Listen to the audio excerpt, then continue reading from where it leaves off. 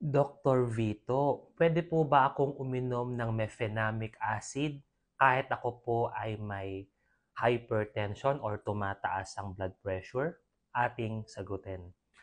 Ang mefenamic acid po, kapag kayo ay merong high blood or hypertension, ay nagkakos po ito ng alteration doon po sa function ng inyong kidneys. Lalong-lalo na kung mataas po ang dosage at hindi po ito prescribed para sa inyo. Kapag mataas ang dosage po nito, maaari po ito magpababa po ng glomerular filtration rate or function ng kidney. Kaya nagkakos po ito ng sodium retention at water retention na nagko-contribute po sa pagtaas ng inyong blood pressure.